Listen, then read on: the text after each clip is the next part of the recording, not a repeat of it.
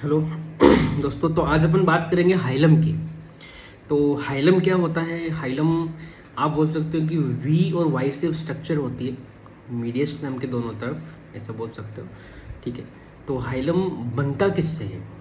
तो hilum mainly जो main bronchus है राइट साइड में और लेफ्ट साइड में, वो उसके साथ में जो पल्मोनरी आर्टरी रहेगी, उसकी जो ब्रांचेज रहेगी राइट और लेफ्ट, पल्मोनरी वेन रहेगी, उसकी ब्रांच रहेगी राइट और लेफ्ट, साथ में लिम्फ नोड्स हो गए, लिम्फेटिक्स हो गए, इन सबसे मिलके हाइलम बनता है।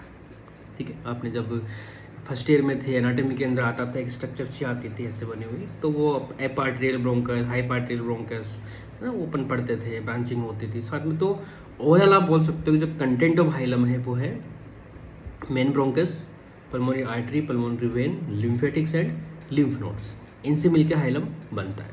तो एक्सरे में हाइलम कैसे देखते हैं? ठीक है, तो दो हाइलम राइट और लेफ्ट मैं एक्सरे में आपको बताता हूँ। ठीक है, तो अगेंस्ट द वॉल आप देखिए, दिख रहा होगा आपको एक्सरे में। ठीक है, ये कोई लीजन है, इसको भूल जाइए। तो this is right, this is R लिखा हुआ, this is right and this is left. यहाँ पे हार्ट है आपका, तो दिस इज लेफ्ट। तो राइट हाइलम यहाँ पे है और लेफ्ट हाइलम यहाँ पे है। ठीक है, राइट हाइलम, लेफ्ट हाइलम। तो first second third, third rib पे राइट हाइलम आ रहा है और फर्स्ट और सेकंड रिप पे ही लेफ्ट हाइलम आ गया। इसका मतलब क्या, left hilum is upper than right hilum. तो लेफ्ट हाइलम राइट हाइलम से ऊपर होता है, नीचे कभी नहीं होगा। इक्वल हो सकते हैं, आप इसको ऐसे भी बोल सकते हैं थोड़ा, कि right hilum can never be upper than left hilum. ठीक है, तो आपको क्या बोलना है, या तो can be at the same place और the same position on the same level, और either left hilum will be upper than right hilum. तो हाइलम में अपन तीन चीज़ें देखते हैं। अब आप बोलोगे सर लेफ्ट हाइलम ऊपर क्या होता है, वो भी मैं बता देता हूँ। लेफ्ट हाइलम ऊपर इसलिए होता है कि एक तो हार्ट है आपका, और दूसरा आप बोल सकते हो कि जो लेफ्ट की जो ब्रोंकस है वो, और जो उसकी जो पल्मोनरी आर्टरी है वो एक तो उसके एंटीरियर में होती है या उसके पहले निकल जाती है, इसलिए वो ऊपर की तरफ थोड़ा सा दिखता है अपन को। ठीक है, एंगल भी ज़्यादा होता है, तो कई सारे कारण होते हैं। मेनली जो कारण होता है वो एंगल, और जो लेफ्ट जो आर्टरीज हैं, पल्मोनरी आर्टरी है, वो जो ये लेफ्ट ब्रोंकस है उसके एंटीरियरली होते हैं या अपर होती है, तो आपको ऊपर लेफ्ट हाइलम दिखता है। तो हाइलम में एक्सरे में अपन को क्या क्या देखना होता है? तीन चीज़ें देखनी होती है। पहला, पोजिशन ऑफ द हाइलम। ठीक है, दूसरा डेंसिटी ऑफ द हाइलम, और तीसरा इनलार्जमेंट ऑफ द हाइलम। ठीक है, तो पहली बात करेंगे अपन पोजीशन की। पोजीशन मैंने बताई राइट और लेफ्ट हाइलम की, या तो इक्वल पोजीशन पे होंगे, दोनों सेम लेवल पे होंगे, आप रिप काउंट कर सकते हो, या फिर लेफ्ट वाला ऊपर होगा। अब यदि राइट वाला ऊपर है, इसका मतलब क्या हुआ है, राइट वाला मतलब राइट वाला नीचे है, लेफ्ट वाला ऊपर है। अब राइट वाला ऊपर गया मतलब या तो ये ऊपर वाला पार्ट कोलैप्स हुआ, मतलब राइट अपर लोब कोलैप्स, ये कोलैप्स के कारण यहाँ पुलिंग हो गई, तो राइट वाला आपको ऊपर दिखेगा। या फिर लेफ्ट वाला नीचे चला जाए, नीचे जाएगा तो क्या होगा, नीचे वाला पार्ट कोलैप्स, मतलब लेफ्ट हाइलम मतलब नीचे दिख रहा है, इसका मतलब लेफ्ट जो लोअर लोब है वो कोलैप्स हुआ अब यहाँ पे। ठीक है, तो इसलिए लेफ्ट हाइलम नीचे चला गया तो राइट हाइलम को ऊपर दिखेगा। ठीक है, तो ये पोजीशन में आपको देखना है कि जब राइट अपर लोब कोलैप्स हो या लेफ्ट लोअर लोब कोलैप्स हो, तब आपको हाइलम ऐसे ऊपर नीचे दिखता है। कभी कभी हाइलम डेंस हो जाता है या थिकनेस हो जाती है, बोल सकते हो कि मीडियस्टल लिम्फेडेनोपैथी हो गई, या कोई हाइलर मास ही आ गया। तो जैसे राइट साइड में कोई लिम्फेडेनोपैथी हो गई या मास आ गया, तो आपको उसकी साइज बढ़ गई, पोजीशन नहीं बढ़ी लेकिन उसकी साइज बढ़ गई, लेकिन वो एक पिक्चर आपको ये देगी कि लेफ्ट हाइलम छोटा रह गया और राइट की साइज बढ़ गई, तो आपको लगेगा कि ऊपर आ गया। नहीं, ठीक है, वो पोजीशन नहीं है, लेकिन वो डेंसिटी में भी ऐसा दिखाई देता है। फिर अपन बात करें enlargement of the hilum. Enlargement का मतलब क्या हुआ, आप सोचिए, कंटेंट के हिसाब से सोचिए, बहुत इजी तरीका बताता हूँ याद रखने का। जो हाइलम के तीनों कंटेंट है, उन तीनों में कोई चेंजेस जो है, एनाटॉमी है जो आप पैथोलॉजी में कन्वर्ट हो गई है, तो आपको हाइलम इनलार्ज दिखाई देगा, बड़ा दिखाई देगा। तो पहले अपन बात करें ब्रोंकस की।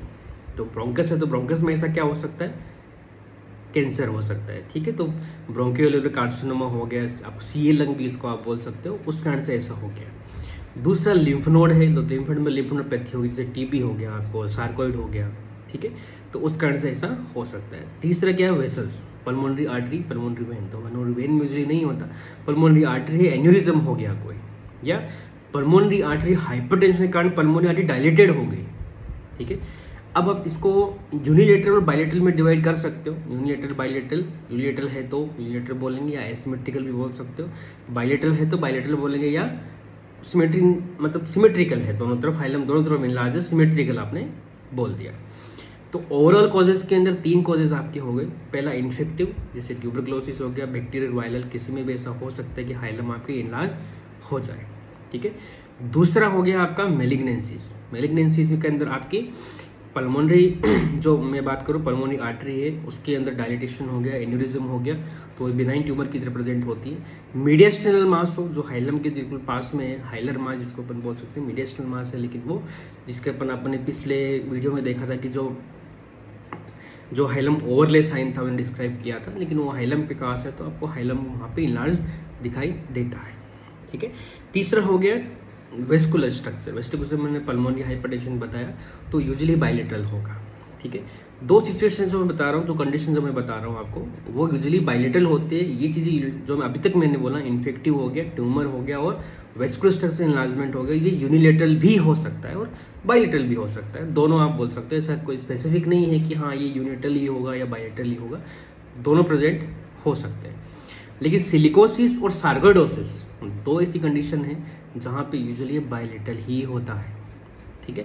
यूनिलेटरल बहुत रेयरली ऐसा पाया जाता है, यूजुअली बायलेटरल होता है। जैसे अपन सार्कोइडोसिस के अंदर 1 2 3 साइन पढ़ते हैं, तो वहाँ पे ट्रेकियल जो लिम्फ नोड होते हैं वो फिर भी यूनिलेटरल होते हैं। क्यों? क्योंकि राइट पैड ट्रेकियल आपको दिखता है, दोनों हाइलर आपको दिखते हैं, तो उसको 1 2 3 साइन बोलते हैं, ABC साइन 1 2 3 साइन बोलते हैं, ठीक है।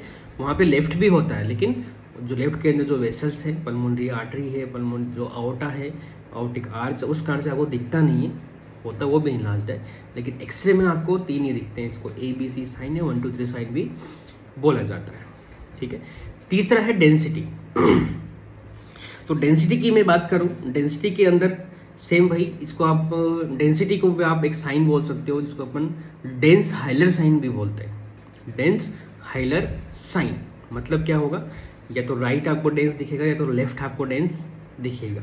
तो ओवरऑल मीनिंग वही है कि हाँ जो डेंसर है वो इनलार्जमेंट हुआ है। तो मेनली जो डेंसिटी बढ़ती है वो लिम्फ नोड इनलार्जमेंट से बढ़ती है, लिम्फेडेनोपैथी से ऐसा होता है। अब लिम्फेडेनोपैथी के causes again same, can be infective और कैन बी मेलिग्नेंसी मेट्स होकर लिम्फ नोड्स में आए तो भी ऐसा हो सकता है। तो इनलार्जमेंट मैंने बताया, लिम्फ नोड इनलार्जमेंट बताया, आर्टरी इनलार्जमेंट बताया, मेलिग्नेंसी बताई, यूनिलेटरल हो सकता है, बायलेटरल हो सकता है। तो 3 चीज़ें आपको हायर में देखते हैं, मैं समराइज कर देता हूँ। पहला आपको देखना पोजीशन, लेफ्ट वाला हमेशा ऊपर होता है राइट से, यदि राइट वाला ऊपर है तो पक्का कोई ना कोई पैथोलॉजी है 100%, उसमें कोई डोराई नहीं है, बोल सकते श्योरिटी है वो, ठीक है। दूसरा मैंने बताया इनलार्जमेंट, यूनिलेटरल भी हो सकता है, सिमेट्रिकल, बायलेटरल भी हो सकता है, यूनिलेटरल, एसिमेट्रिकल, बायलेटरल, सिमेट्रिकल, ठीक है।